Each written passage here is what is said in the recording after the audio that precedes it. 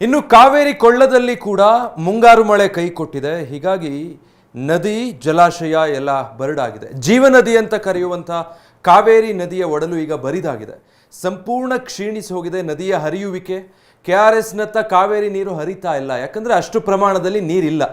ಕಳೆದ ವರ್ಷ ಇದೇ ಸಮಯದಲ್ಲಿ ನದಿಯಲ್ಲಿ 15 ಅಡಿಗೂ ಅಧಿಕ ನೀರಿತ್ತು, ಆದರೆ ಈ ವರ್ಷ ಅದು 1 ಅಡಿಗೆ ಸೀಮಿತವಾಗಿದೆ ನದಿ ನೀರು. ಇದು ಕುಡಿಯೋ ನೀರು ಮತ್ತು ಕೃಷಿಗೆ ನೀರಿಲ್ಲದೆ ಮುಂದಿನ ದಿನಗಳಲ್ಲಿ ಪರದಾಟ ಅನುಭವಿಸುವ ಸಾಧ್ಯತೆ ದಟ್ಟವಾಗಿದೆ. ಕರ್ನಾಟಕ ತಮಿಳುನಾಡಿನ ಮಧ್ಯೆ ಕಾವೇರಿಯ ಕಿಚ್ಚು ಕೂಡ ಉಲ್ಬಣ ಆಗುವ ಆತಂಕ ಇದೆ. ಈ ಬಗ್ಗೆ ನಮ್ಮ ಪ್ರತಿನಿಧಿ ಗೋಪಾಲ್ ಸೋಮಯ್ಯ ಗ್ರೌಂಡ್ ರಿಪೋರ್ಟ್ ಕೊಟ್ಟಿದ್ದಾರೆ, ನೋಡೋಣ.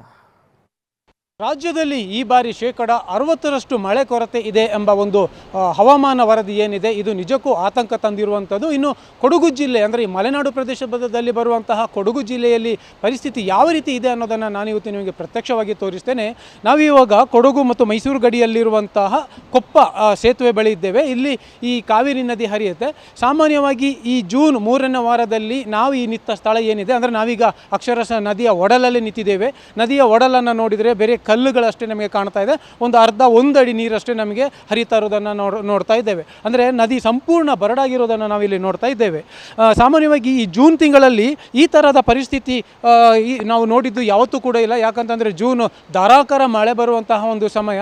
ಈ ಸಮಯದಲ್ಲಿ ಇಲ್ಲಿ ಈ ನದಿ ಕನಿಷ್ಠ ಏನಿಲ್ಲ ಅಂದರೂ ಒಂದು 10-15 ಅಡಿಗೂ ಜಾಸ್ತಿ ನೀರಿರುತ್ತೆ. ಅಂದರೆ ಬಹುತೇಕ ಸೇತುವೆ ಮಟ್ಟಕ್ಕೆ ನದಿ ಹರಿಯುತ್ತೆ. ಇಲ್ಲಿ ಕೂಡ ಆ ನದಿಯ ನೀರಿನ ಮಟ್ಟವನ್ನು ಅಳೆಯುವಂತಹ ಒಂದು ಮಾಪಕ ಕೂಡ ಇದೆ. ಆ ಮಾಪದ ಪ್ರಕಾರ ನೋಡಿದರೆ ಇವಾಗ ತಳಮಟ್ಟದಲ್ಲಿ ಅಂದರೆ 0 ಏನೂ ಇಲ್ಲ, ನೀರು ಇಲ್ಲವೇ ಇಲ್ಲ.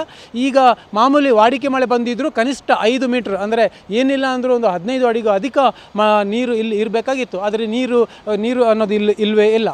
ಈ ಕೊಡಗಿನ ತಲಕಾವೇರಿಯಲ್ಲಿ ಹುಟ್ಟುವಂತಹ ಈ ಕಾವೇರಿ ನದಿ ತಮಿಳುನಾಡಿನ ಪಂಪುಹಾರವರೆಗೆ ಹರಿಯುತ್ತೆ.